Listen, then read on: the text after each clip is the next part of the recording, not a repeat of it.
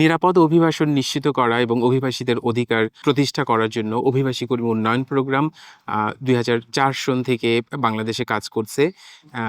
এবং এই ওকাপের মূল উদ্দেশ্য হচ্ছে অভিবাসীদের যে সমস্যাগুলো অভিবাসনের বিভিন্ন পর্যায়ে সেগুলো অভিবাসীদের কণ্ঠে সেগুলোকে তুলে নিয়ে আসা, যাতে করে সেই সমস্যার সমাধানগুলোর জন্য যে উদ্যোগগুলো নেওয়া হয় সেটা যেন অভিবাসীরা তাদের সুবিধা মতো মানে তাদের প্রয়োজন অনুযায়ী সেগুলোকে সমাধান করতে পারে, সেই জায়গাটা থেকে ওকাপ কাজ করছে। এবং তারই ধারাবাহিকতায় ওকাপ আজকে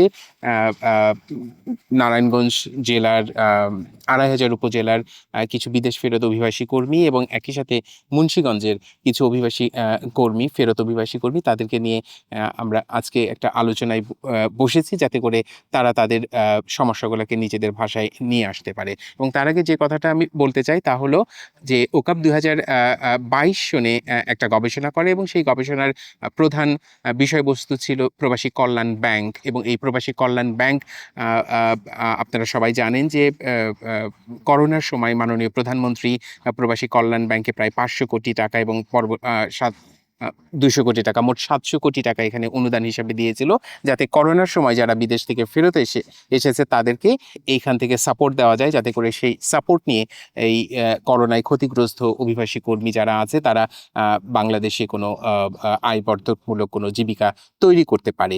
এবং সেই জায়গাটা থেকে ২০২২ সনে ওকাপ একটা গবেষণা করে এবং আমাদের মূল উদ্দেশ্যটা ছিল যে এই টাকাগুলো রিইন্টিগ্রেশন, বিশেষ করে টেকসই কর্মসংস্থানের জন্য যে বরাদ্দটা আছে সেই বরাদ্দ থেকে অভিবাসী কর্মীরা কিভাবে তারা লোন গুলা পাচ্ছে এবং সেটা আসলে তাদের কি ধরনের কাজে লাগছে সেই জায়গাটা আমরা তুলে এনেছিলাম। এবং তখন আমরা দেখি যে বেশ কিছু সমস্যা ছিল, চ্যালেঞ্জ ছিল অভিবাসী কর্মীদের ঋণ দেওয়ার ক্ষেত্রে। যেমন তাদেরকে গ্যারান্টর নিয়ে আসতে হবে এবং সেই গ্যারান্টর কোনো সরকারি কর্মকর্তা হতে হবে, তাদেরকে বিভিন্ন ধরনের কাগজপত্র নিতে হবে এবং সেগুলো অনেকটা বাধ্যতামূলক ছিল।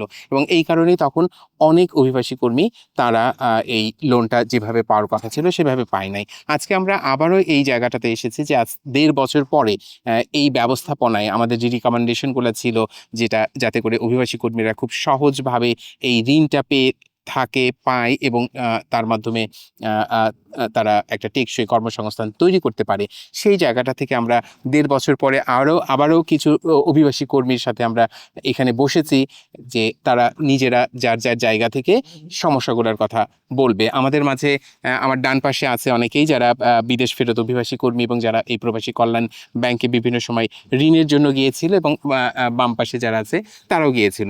আমি শুরু করব প্রথমে একজন নারীর অভিবাসী কর্মী, তার কাছ থেকে আমি শুরু করতে চাই।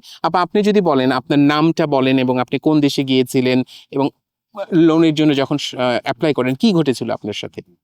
আমি গেছিলাম সৌদি আরব। আমি প্রবাসী কল্যাণ ব্যাংকে গেছিলাম যে আমি সৌদির থেকে ফেরত এসেছিলাম অনেক ক্ষতিগ্রস্ত হয়ে, বা আমার ছেলেও আসছিল দুবাই থেকে ফেরত। তো আমার ছেলে অ্যাক্সিডেন্ট হয়ে আসছিল, তো পায়ের অ্যাক্সিডেন্টে আমার ৭ লক্ষ টাকা লাগছে। তখন আমি অনেক দস্ত হয়ে গেছিলাম। তারপরে আমারে বললো যে ওকাপ মিটিং এর ভিতরে আমার বললো যে ভাইরা বললো যে এইজন ভাই বলছে মিথ্যা পায়, অনেক লোক ইহারা বলছে যে আপনি এক কাজ করেন, গরু বাছুর আপনি পালতে পারেন, তো প্রবাসী কল্যাণ ব্যাংকে তেনে কিছু টাকা লোন নিয়ে আপনি গরু বাছুর পালার শুরু করেন, আপনি যে ক্ষতিগ্রস্ত। তা আমি প্রবাসী ব্যাংকে গিয়েছিলাম, অনেক বাড়ি আমার নেওয়া হয়েছিল, কিন্তু আমার প্রবাসী কল্যাণ ব্যাংকে তেনে লোন দেওয়া হয়নি। মানে অনেক কাগজপত্র চাইছে, এই দাও এই দাও, মানে ২০ দিন পর্যন্ত ঘুরাইছে, ঘুরার পরে বলছে যে না, আপনি লোন দেওয়া যাবে না। তো খোরশেদ আপার কাছ থেকে যেটা জানলাম যে উনি সৌদি আরবে গিয়েছিলেন শেষবার এবং ৪ মাসের কম সময় সেখানে আপনি সেখানে থাকতে পারেন এবং তারপরে সেখান থেকে তাকে ফেরত আসতে হয়। এবং ফেরত আসার পরে উনি প্রবাসী কল্যাণ ব্যাংকে গিয়েছিলেন ঋণের জন্য এবং প্রায় ১৫-২০ দিন তাকে ঘোরানোর পরে তাকে না করে দেওয়া হয়েছে যে তিনি আর কোনো লোন পাবেন না। পরবর্তীতে উনি কৃষি ব্যাংকে যান এবং সেখান থেকে উনি ২ লক্ষ টাকা লোন নিয়ে এখন গবাদি পশু পালনের যে কার্যক্রম সেটা উনি করছেন। আমি এবার যাব, আমার বাম পাশে আছে ভাই। আমি একটু আপনার কাছে প্রথমে জানতে চাচ্ছিলাম যে আপনি প্রবাসী কল্যাণ ব্যাংকে ঋণের জন্য গিয়েছিলেন কিনা বা আপনার অভিজ্ঞতাটা কি?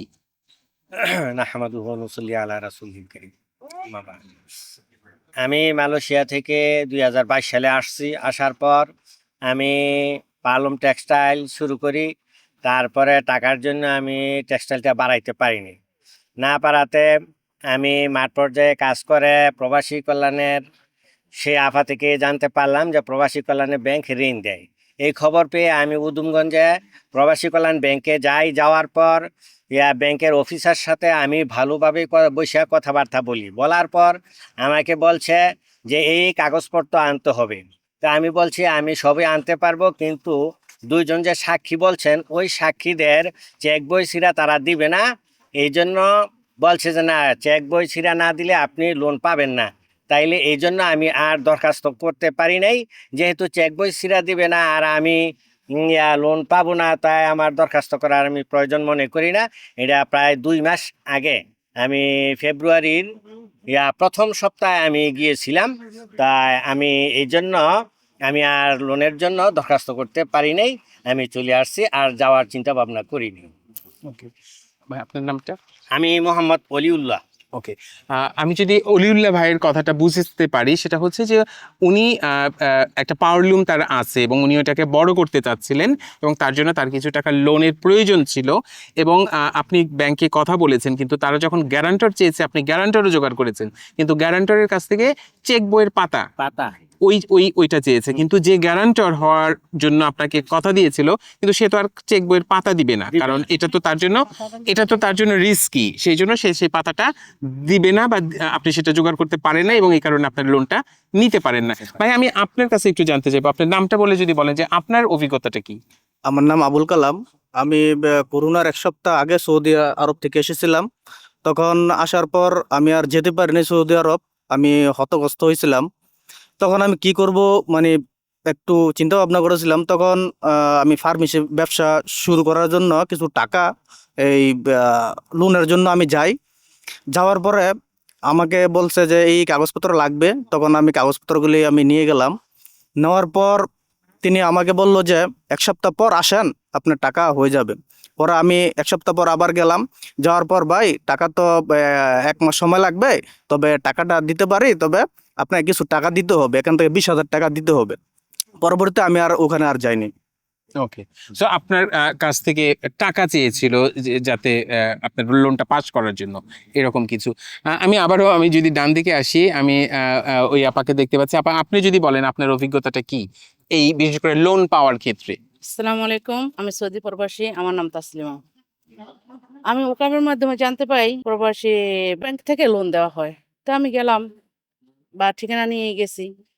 যাওয়ার পরে ওখান থেকে বলতেছে সরকারি 2জন লোক লাগবো, অনেক এটা সেটা। উম, আর ট্রেড লাইসেন্স ছিল আমার আগের, চেয়ারম্যান সার্টিফিকেট, ট্রেড লাইসেন্স, 2জন গার্জিয়ান, মানে অনেক কিছু নেওয়ার পর যাওয়ার পরেও প্রায় 6 থেকে 7 মাস আমার মানে এরকমই হয়েছে। গেছি আইসি, আজকে দিই কালকে দিই, এরকমই হওয়ার পরে তা লাস্টে দিয়ে আমার বললো কি কিছু দিতে হইব। আমি কিছু দিতে হইব, কি দিতে হইব? কয় কিছু দিতে হইব আমাদের, তাইলে আমরা এটা তাড়াতাড়ি করে দেবো। ঠিক আছে, কি কি দেবো? 5,000 টাকা দিতে হইব। ঠিক আছে, 5,000 টাকা দিলাম। তারপরের সপ্তাহে আমার লোন পাস করে দিল। পরে 6 মাস ঘুরছি এর পিছনে। টাকার কাছে যদি সবকিছু হয়, আমরা জামুকার কাছে, যেখানে আমাদের শেখ হাসিনা অনেক বড় একটা উদ্যোগ নিয়েছে আমাদের জন্য, সেখানেও আমরা ঘুষ দিয়ে টাকাটা আনি। আপনি কত লোন পেয়েছিলেন? আমি হ্যাঁ লোন পেয়েছি। তারপর আলহামদুলিল্লাহ লোন পেয়েছি, লোন পরিশোধ করতেছি ইনশাআল্লাহ। সামনে আল্লাহ কি হয় বলতে পারি না। আপনি লোনটা কোন কাজে ব্যবহার আমি করেছেন? আমার ছোটখাটো একটা টেইলার, মানে যেটা বলে মিনি গার্মেন্টস, ওইটা আছে ওইখানে, এই কাজের জন্য আনছি। হ্যাঁ, দেওয়া হয়েছে কিছু, আর কিছু বাকি আছে, দিতে আছে, চলমান আছে। ওকে, ঠিক আছে। আমি যদি তাসলিমা আপার কথাটা শুনি, তাহলে একই বিষয় যে উনি লোন পেয়েছেন, উনি একজন সফল এই ক্ষেত্রে। কিন্তু তার যে অভিজ্ঞতা সেটা হচ্ছে তাকে 6 থেকে 7 মাস এই লোনের পিছনে ঘুরতে হয়েছে এই লোনটা পাওয়ার জন্য, এবং তাকে কিছু টাকাও দিতে হয়েছে এই লোনটা পাওয়ার জন্য। সো এটা হচ্ছে অভিজ্ঞতা। ভাই, আমি আপনার কাছে যদি জানতে চাই যে আপনার অভিজ্ঞতাটা যদি একটু বলেন। আসসালামু আলাইকুম, আমার নাম মোহাম্মদ শাহিন মোল্লা। তো 2,500 আমাদের বাড়ি। তো আমি 2021 সালে বাহরাইন থেকে আসছি করোনার সময়।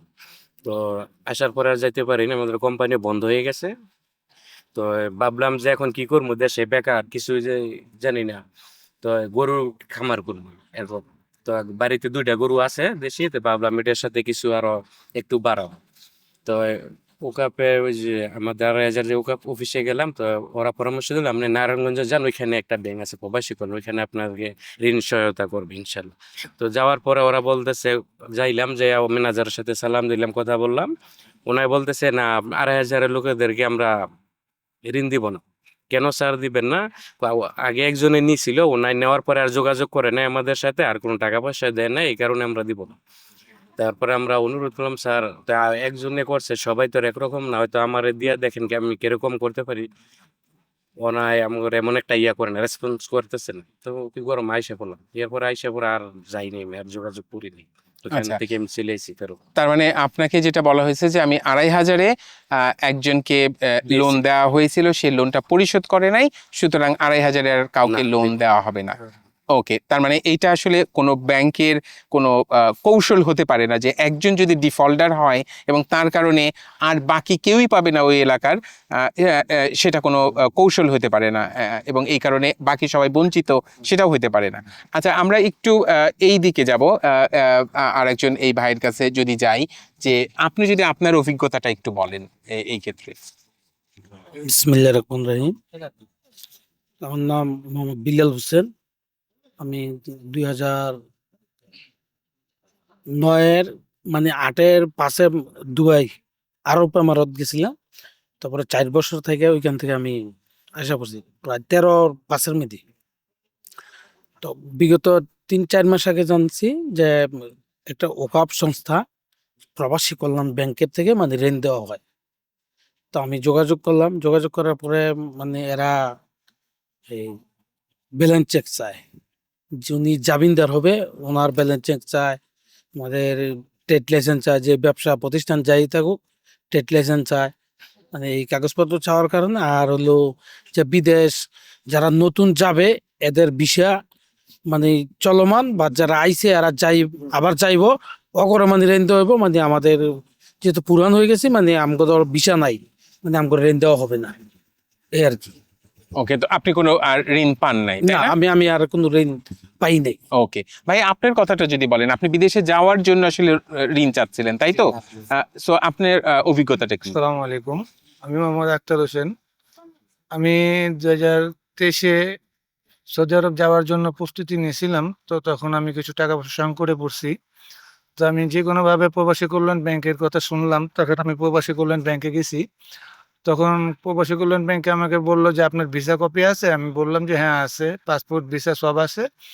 তো আমি সার্টিফিকেট সব কিছু নিয়ে এখানে প্রস্তুত হয়েছি। তো আমারে শুধু বললো যে আপনি ট্রেড লাইসেন্স আনছেন? আমি বললাম ট্রেড লাইসেন্স তো আমার নেই। তো বললো যে আপনার ট্রেড লাইসেন্স লাগবে, একজন গ্রান্টেড লাগবে, আর তার 3 কপি চেক বইয়ের পাতা লাগবে। তখন আমি বললাম সব কিছু তো আমার নিজের সংগ্রহে, আমার আয়ত্তে যতটুকু ছিল আমি নিয়ে আসছি। এটা তো পরের সম্পদ, এটা তো আমাকে কেউ দেবে না, কেউ এই ধরনের গ্রান্টেড দেবে না। তখন আমি এটা থেকে পিছনে এসে পড়ছি, আর তখন আর আমার এই লোনটা নেওয়া হয়নি, আর আমি কোনো সেবাও পাইনি এই ব্যাংক থেকে। তো আমরা সেবার জন্য আসি, সেবা যদি না পাই, আমাদের একটা চেকের পাতার জন্য আর একটা ট্রেড লাইসেন্সের জন্য, তাহলে জনগণকে সবার জন্য ট্রেড লাইসেন্স জরুরি দরকার হয় না? এখন এখন সবার কাছেই ট্রেড লাইসেন্স চায় আর ব্লাঙ্ক চেক চায়। এখন ব্লাঙ্ক চেক কি অ্যাভেলেবেল পাওয়া যায় যে সবাই দিতে পারবে? আর একজন গ্রান্টেড যে কোনোভাবে গ্রান্টি দিতে পারে, কিন্তু ট্রেড লাইসেন্স মানে চেক বইয়ের পাতা এগুলো তো আর এই কেউ ট্রেড দেবে না। লাইসেন্সটা হচ্ছে যে গ্যারান্টর তার ট্রেড লাইসেন্স, হ্যাঁ, এটার কথা হ্যাঁ, বলছেন? হ্যাঁ। আপনার ট্রেড না লাইসেন্স? না না, আচ্ছা, যেমন তাহলে এটা তো জটিল। হ্যাঁ, আপনারই একটা নেব, গ্রান্টেড নেব, তো এখন আপনার নিজের একটা চেক বইয়ের পাতা লাগবে 3 কপি, তারপর আপনার ছবি লাগবে, তারপর আপনার ট্রেড লাইসেন্স লাগবে, আপনার দোকানের মেমো লাগবে। হুম। তো এগুলো তো আমরা ব্যাংকে শো করতে পারবো না, মানে অন্য কেউ, অন্য অন্য যে কেউ গ্যারান্টর দেবে সে না। তো আর এটা দিবে না। কেউ কেউ দেবে না। একজন চেয়ারম্যান সার্টিফিকেট আনতে গেলে চেয়ারম্যান বলবে তুমি আমার এলাকার, হ্যাঁ দেবে, তখন চেয়ারম্যান সার্টিফিকেট দেবে। মেম্বারের কাছে গেলে মেম্বার তখন সার্টিফিকেট দেবে। আমি যদি অন্য এলাকার হই তখন আমাকে জাস্টিফাই করবে, তারপরে দেবে কিনা চিন্তা করবে। কিন্তু আমি সরকারের কাছে যখন আমি যাব একটা সাহায্যের জন্য, তখন আমার সমাজের ভিতরে যে আমি যে একজন, আমার আইডি কার্ড আছে, আমার চেয়ারম্যান সার্টিফিকেট আছে, আমি যে পরিচিত, আমি এলাকার, এই দেশের, তো এই জিনিসটা কখনো আমাদের মূল্যায়ন করে না। আমাদের আশেপাশে যেই এলাকারই হোক, যে কোনো সমস্যাই কেউ এই ধরনের মূল্যায়ন করে না। আর ট্রেড লাইসেন্স বলতে আমাদের কিন্তু দরকার হয় না, আমাদের আইডি কার্ড সরকার বানায় দিছে, আমাদের সবকিছু ওইটার ভিতরে, পুরো বায়োটার ওখানে, আমার জন্মস্থান, আমাদের এলাকা, বাড়ি ঘর কোথায় সবকিছু ওখানে নির্ধারিত করা আছে। তারপরে কেন এগুলো দরকার হয় আর মানুষকে কেন এ ধরনের ভোগান্তি দেওয়া হয় সেটা বুঝি না। তো এই জন্য আর আমরা আগে বাড়তে পারি নাই। তারপরে আমি অন্য একটা ব্র্যাক ব্যাংকের থেকে আমি প্রচুর টাকা লাভের বিনিময়ে তখন আমি ফাইসা গেছি যে আমার এই কুলে যাবে সেই কুলে যাবে, তখন আমি প্রচুর টাকা, বেশি টাকা লাভ দিয়ে আমি তখন ব্র্যাক ব্যাংকের থেকে কিছু টাকা সংগ্রহ করি, এবং কি আমার 3 দিনের ভিতরে আমার টাকাটা সংগ্রহ করি আমি। ওকে, ঠিক। তখন আমি ব্যাংকের থেকে এই টাকাটা নিয়ে আমার সৌদি আরব চলে যাই আমি। কিন্তু আমি আশা করছিলাম যে সৌদি প্রবাসী কল্যাণ ব্যাংকের থেকে নিব, যখন দেশি ব্যাংক প্রবাসী কল্যাণের জন্য খাটতেছে, তো এই জন্য এখানে আপনার সুদের হারটা কম। হ্যাঁ, আবার দেশের রাষ্ট্রীয় ব্যাংক যেখানে প্রবাসীদের জন্য কল্যাণে কাজ করে, সেখানে তো আমি আউট ব্যাংকের কাছে কোনো যাওয়ার প্রশ্নই আসে না। আমি সবার আগে আশা করবো আমার দেশের সম্পদ, প্রবাসীদের যে ব্যাংক, প্রবাসীদের জিম্মায় থাকার জন্য। কিন্তু আমি এখানে দেখতেছি আমাকে কাজ করতেছে আমার বাইরের ব্যাংক, আমার জন্য কাজ করতেছে, কিন্তু আমার ঘরের মানুষ যারা আছে তারা আমার পছন্দ করতেছে না, আমাদের সেই মানুষদের ভোগান্তি করতেছে। তো এইটা আমাদের কোনো ফায়দা নেই। এই যে প্রবাসী কল্যাণ ব্যাংক পরিশ্রম করতেছে, ঠিক আছে, খাটতেছে সরকার, এটাও ঠিক আছে, কিন্তু আমরা জনগণ গিয়া কি পাইতেছি, এটা অনেক কিছু দেখলে বোঝা যায়। যেমন আমরা টাকা জন্য হ্যাঁ পাবো, কিন্তু 20,000 দিতে হবে, 10,000 দিতে হবে, নাহলে হবে না। কেন হবে না এটা সরকার জানে, আর যারা প্রতিষ্ঠান চালায় তারা জানে, তাদের কমিটির লোক কিভাবে চালায় তারা জানে। আমরা নেওয়ার জন্য চেষ্টা করুম, যদি আমাদের 2 টাকা লসও হয়, আমরা যদি গলা যদি কাটা বেঁধে যেতে, ডাক্তারের কাছে গেলে আমরা অবশ্যই যে কোনোভাবে চিকিৎসা করে আমরা কাটাটা যান বাঁচাতে হবে, কাটা বের করে। তখন আমরা ব্র্যাকের থেকে 10 টাকা জায়গায় 50 টাকা দিয়ে আমরা টাকাটা নিয়ে কাজ করে সাইরে আসি, এই আর কি। ওকে, ধন্যবাদ ভাই আপনাকে। ভাই আপনি যদি আপনার অভিজ্ঞতাটা একটু বলেন। বিসমিল্লাহির রহমানির রহিম। আমি মোহাম্মদ বিল্লাল হোসেন। আমি মালদ্বীপ ফেরত 8-9 মাস আগে আমি ব্যাংকের কাছে গেছিলাম, প্রবাসী কল্যাণ ব্যাংকের কাছে। আমার একটু আর্থিক সমস্যা ছিল, যাওয়ার পরে তারা আমাকে ডাইরেক্ট বলে দিছে যে ব্যাংকে কোনো টাকা নাই। তো টাকা নাই, এর মধ্যে তো আর কোনো কথা নাই। মানে টাকা নাই কেন, মানে আপনি জিজ্ঞাসা করেন না টাকা নাই মানে বলতে কি বোঝায় তারা? না, আমি জিজ্ঞেস করি নাই তো, টাকা এখন নাই। টাকা যারা টাকা নিছে তারা টাকা ফেরত দেয়নি, তারা ফেরত দেয় না। তারা সবাই ফেরত দিলে তারপরে আবার নতুন করে ছাড়বো। তারা আমার এই উত্তরটা দিয়ে দিচ্ছে। আচ্ছা, হ্যাঁ, তারপরে আমি আর আজ পর্যন্ত যাই না, আর জিজ্ঞাসা করিনি। ওকে, আপনি ফেরত আসছেন আর যান নাই কখনো। ওই ভাইয়ের কাছ থেকে একটু শুনি। আসসালামু আলাইকুম, আমার নাম দুলাল, মুন্সিগঞ্জ থেকে এসেছি। আমরা কাজ করি ফোরামে, ফোরামে কাজ করি। আমার কাজ হলে কি, যারা বিদেশ ফেরত আছে তাদের পাশে আমার দাঁড়ানো, তার জন্য আমরা ফোরাম বলতে কি আপনি অভিবাসী ফোরাম, যেটা ওকাপের? ওকাপে, হ্যাঁ, ফোরামে কাজ করি। তো প্রচুর লোক আমাদের বাসায় যায়, অনেকে মার খেয়ে যায়, বিদেশ থেকে ফেরত আসে, অনেক ক্ষতিগ্রস্ত হয়েছে। আমরা যাই, গেলে কি করে প্রবাসী কল্যাণ ব্যাংকে একটা বোর্ড ব্যানার আছে, ব্যানারটা টানে দেখায় দেয়, তো এটা ছবি তুলে নিয়ে যায়। তো যারা মূর্খ আছে এরা তোর বোঝে না, এরা ছবি তুলে নিয়ে আইসে। কি লেখা আছে এখানে? একটা চার্ট লেখা আছে আর কি, মানে যারা বলতেছে আর কি। তা আমরা ভিতরে যাই না, তারপরে এগো বলে দেয় নিয়েছে। এরা কি করে, ওই ছবিটা নিয়ে কি ফটো স্টেট করে নিয়ে এটা নিয়ে দিলিবেল টাকা দিবে, মানে এগো গেছে এটা পথ থেকে, এরা তো বোঝে না, মূর্খ মানুষ। তারা নিয়ে যায়, নেওয়ার পরে নিয়ে কয় বাইরে দিচ্ছে, আমি এটা তো আপনাকে এই জিনিস নিতেছি, জিজ্ঞাসা আপনি ফটো করছেন, আপনি আবার যান। তারা আবার যায়, যাওয়ার পরে আপনাকে এটা বলছিনি, মানে পুরো গরম টাকা লগে। অথচ একটা প্রবাসীরা বোঝায় না, তার বসার মতন কিছু বোঝানোর এই ধরনের পরিস্থিতি নাই। এবং আবার আমরা যদি যাই তাদের সাথে বলে যে এই বছর যে টাকা বাজেট ছিল এই টাকা শেষ, তখন বাজেট নাই আর। আবার আগামী সামনে যে জানুয়ারিতে আছে ওই টাইমে বাজেট আসলে আমরা দেব, এটা বলে। মানে এই পরিস্থিতি চলতে, মানে হয়রানি শিকারটা বেশি। আবার কিছু কিছু লোক আছে লোন পায়, তার থেকে 1.5 লক্ষ টাকা লোন দেয়, তার থেকে 6,000 টাকা নিয়ে গেছে। কিসের জন্য নিয়ে গেছে এটা জিজ্ঞাসা করলে এটাকে আমাকে অফিসের মাধ্যমে মানে লাগবে আর কি, তারা এটা বলে আর কি, এছাড়া কিছু বলেন। এরকমই চলতেছে, তাই না ভাই? আপনি কিছু বলবেন? আসসালামু আলাইকুম। আমি সৌদি আরব ফেরত। আমি স্যার ব্যাংকে গিয়েছিলাম আমার নিজের জন্য। তারা বলছে ব্যাংকে টাকা নাই, টাকা দেওয়া যাবে না। তারপরে আবার আমি ফার্মে কাজ করি, আমার কাছে অনেক সদস্য আসছে মানে বিদেশে যাওয়ার জন্য ব্যাংকে টাকা নিয়ে দেয় প্রবাসী, তাই তাদেরকে নিয়ে গেলাম। তারা বলতেছে অনেক কিছু লাগবে, ব্যাংক এই ট্রেড লাইসেন্স লাগবে, সরকারি কর্মকর্তা তাদের একটা লাগবে, রেফারেন্স ট্যাগ পাতা লাগবে। তো সাধারণ মানুষ বলতেছে আমরা সাধারণ মানুষ, আমরা তো আমাদের এই সরকারি কর্মকর্তাও নেই এবং আমাদের ব্যাংক ইয়েও নেই, তো এই আমাদের কি দেওয়া যাবে না? কয় না, দেওয়া যাবে না। না দেওয়ার কারণ হলো কয় টাকা নিয়ে টাকা ফেরত ঠিক মতো রিটার্ন ব্যাক দেয় না, সেজন্য এগুলো লাগবে। এই কর্মকর্তা ব্যাংকের এইসব কথা বলছে আর কি। তো সে বলার জন্য আর কি সাধারণ মানুষ শেষ, আর কিছু ব্যাংকে যায় না। না যাওয়াতে আমার আশা ব্যাংক আছে, ব্র্যাক ব্যাংক আছে, ওরা বলে দিচ্ছে কই নেন, গুরুত্ব নিয়ে দিতে পারবেন। তো আপনি প্রবাসী কল্যাণ ব্যাংক কেন?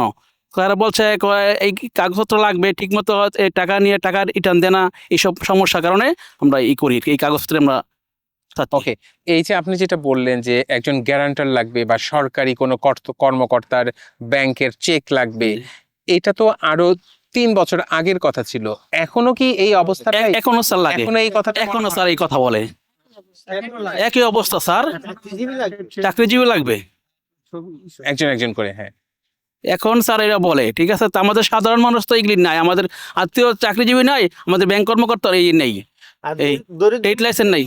স্যার আমাদেরকে বলে যে সাধারণ মানুষ নিয়ে এরা বলতেছে আমাদের এসব তো লোক নাই, এই কর্মকর্তা নাই সরকারি, এবং আমাদের ট্রেড লাইসেন্স নাই, এসব নাই, তো আমরা কিভাবে পাবো?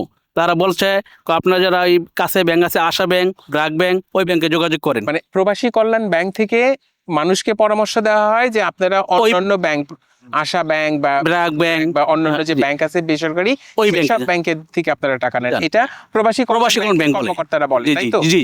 ওকে, দুলাল ভাই আপনি কি যেন বলতে চাচ্ছিলেন? মানে যারা দরিদ্র ফ্যামিলি আছে, মানে এরা তো বড় লোক, যারা চাকরিজীবী আছে সরকারি, ওনারা তো জীবন দিব না চেক পাতা, যে তার জন্য আমি কিসের জন্য দিব? যদি আমার নিজের চেক পাতা লাগে একটা না 10টা দিতে আমরা প্রস্তুত আছি।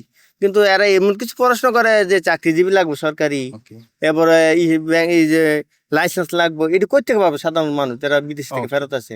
এটি বলতে চাই যে যদি লোন দেয়ও, মানে এই নিজের দানে, মানে অন্যের যাতে না নেয়। ওকে, আপনি যেটা বলতে চাইতেছেন যে যদি গ্যারান্টার হইতে হয়, যদি চেক বইয়ের পাতা দিতে হয়, আপনি আপনার চেক বইয়ের পাতা দিতে পারেন, আপনার পরিবারের যদি কেউ থাকে তারটা দিতে পারেন, কিন্তু বাইরের একজন যে আপনাকে চেনে না, আপনার যদি ওরকম কোনো লোক না থাকে যে সরকারি চাকরি করে না, তার কাছ থেকে তো এই চেক বইয়ের পাতা নেওয়া সম্ভব না। আমরা গরিব, রাইট? তাহলে সেই ক্ষেত্রে কেন এটা করা হচ্ছে, এটা হচ্ছে আপনার প্রশ্ন। আমি একটু এই পাশে আসবো, যদি এই ভাই তার অভিজ্ঞতাটা একটু বলেন, আপনারা দুজনেই বলেন। আসসালামু আলাইকুম, আমার বাড়ি জোগাড়িদা নয়হর, আমি মালয়েশিয়া ফেরত। আমি ওকাবের কাছ থেকে শুনি যে প্রবাসী কল্যাণের থেকে লোন দেয়। ব্যাংকে যাওয়ার পরে গেছি, পরে বলে যে অনেক টাকা নাই ব্যাংকে, ওই টাকা নেগা অনেকে, টাকা নিয়ে আর দেয় না। ইয়ার পরে আইসা করি আপনার কোনো লোন পান নাই, আপনাকে না, ফেরত লোন পাইনি। পাঠানো হয়েছে। ভাই আপনি যদি বলেন। আসসালামু আলাইকুম, আমি ইরাক ফিরত। আমি দেশে আইলাম, দেশে আইয়া যেমন একটা গরুর খামার দিলাম। তা আমার কিছু টাকার দরকার, একজন শুনলাম যে হ্যাঁ হ্যাঁ, না বলুন। প্রবাসী কল্যাণের লোন দেয়। তো গেলাম, তো যাওয়ার পর আমি অনেক দিনই গেছি। তো যাওয়ার পরে কয়েকটা সরকারি চাকরিজীবী লোক লাগবো, ট্রেড লাইসেন্স লাগবো, বাড়ির ফর্সা লাগবো, দলিল লাগবো, জমির জমি দলিল পত্র লাগবে। তা এখন ঠিক আছে, সবই দেব, কিন্তু সরকারি চাকরিজীবী লোকটা তার আমারে ট্রেড লাইসেন্সও দিব না, চেক পাতাটাও দিব না। এখন আমার যা লাগে, অথবা আমি ট্রেড লাইসেন্স দিই, আমি চেক পাতা দিই, আমারটা নেন সব, কারণ অন্য একটা লোকে তার দিব না। এইটা পারলে যোগায় পারলে আইসেন, নাইলে শুধাইয়া বিরক্ত করেন। ওকে, আমি যদি আপনাদের কথা বুঝে থাকি, এখানে প্রায় 14 জন মানুষ আছেন, তার মধ্যে শুধু একজন লোন পেয়েছেন। আমি যদি বলি বুঝে, মানে তাসলিমা আপা, আপনি 2 লক্ষ টাকা লোন পেয়েছেন, তারপরে আপনাকে 6 থেকে 7 মাস এই জায়গাটাতে দৌড়াদৌড়ি করতে হয়েছে এবং আপনাকে প্রায় কিছু টাকা কথা ভুলে যাবো গা। এরপর আমি পাই আমার লগে অনেক মানুষ আমি নিয়ে গেছিলাম, 2-4-5 জন। কিন্তু তাদেরটা লইয়া দিতে পারি নাই, কেন আমার 5,000 টাকা কাম সারছে, কিন্তু তাদের থেকে আরো বেশি চাইছে। ওকে, তারপর আমি শর্মে যাই নাই, কেন যাই নাই, দেখা যেতেছে কি ভাবছি আমি খাইতেছি, এই রাইট। কারণে আমি পাস হয়ে গেছি। আমি তাদেরকে ওইটা ওনার কাছে দেন, এই কথাগুলো আবার একটু বলেন। এটা আসছে, এটা আসছে, ওকে ফাইন।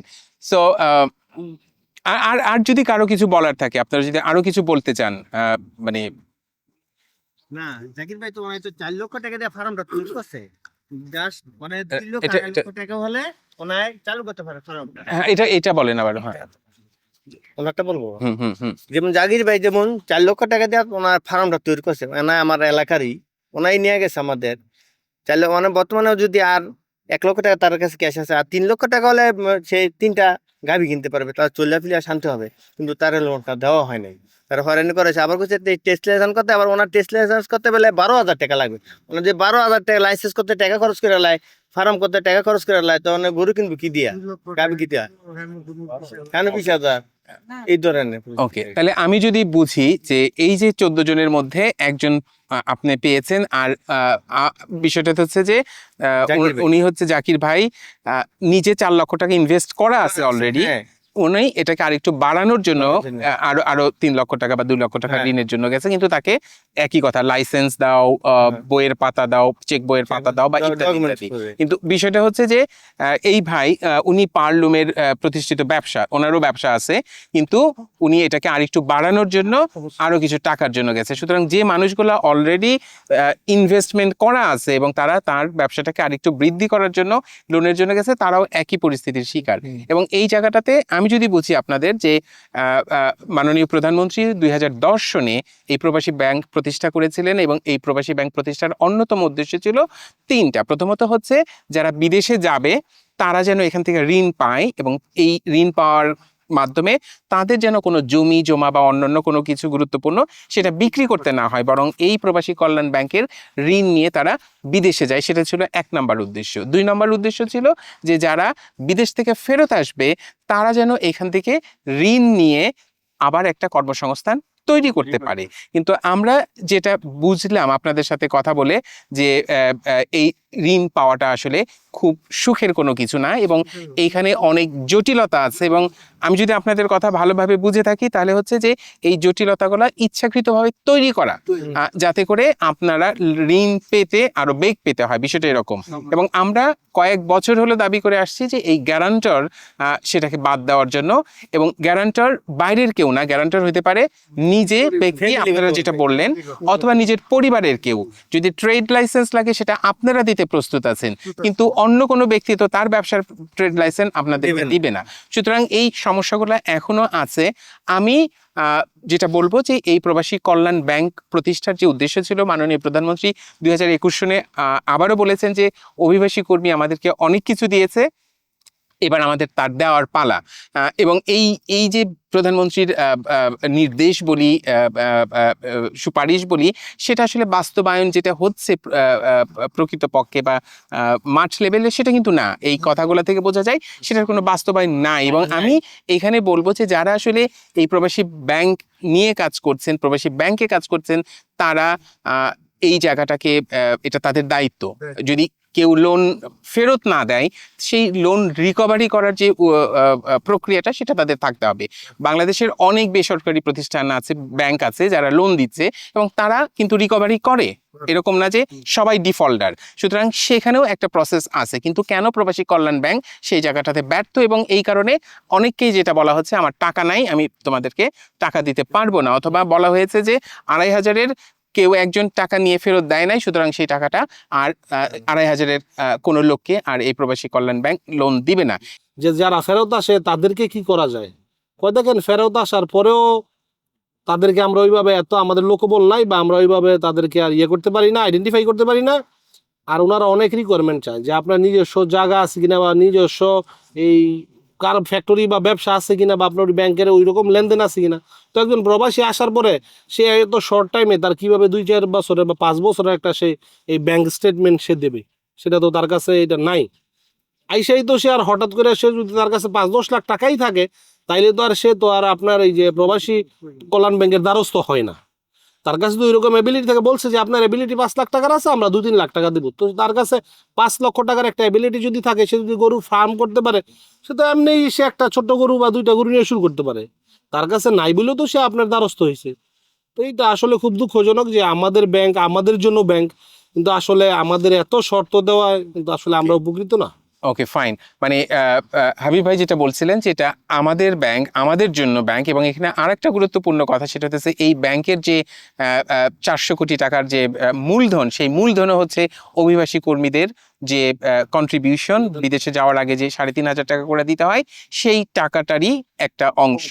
সুতরাং এই ব্যাংকটা আসলে অভিবাসী কর্মীদের টাকাই প্রতিষ্ঠিত এবং অভিবাসী কর্মীদের জন্য, এবং মাননীয় প্রধানমন্ত্রী 2010 সনে এই উদ্দেশ্যে এই ব্যাংকটা প্রতিষ্ঠা করেছিলেন। কিন্তু আমরা দেখতে পাচ্ছি যে এই ব্যাংকটা যথাযথভাবে এখন পর্যন্ত কাজ করছে না। সুতরাং আমি এই ব্যাংকের যারা কর্মকর্তাবৃন্দ আছেন তাদের কাছে অনুরোধ করব যে এই মাঠের কথাগুলো শুনতে হবে। শুধুমাত্র কর্মকর্তা যারা বিভিন্ন ব্রাঞ্চে কাজ করে তাদের কথা না শুনে অভিবাসীদের কথাগুলোকে শুনতে হবে, এবং এই অভিবাসীরা যেন এই ঋণটা পায়, সহজভাবে ঋণটা পায়, এবং তারা যেন সেই টাকাটা দিতে পারে, সেটার ব্যবস্থাটা করতে হবে।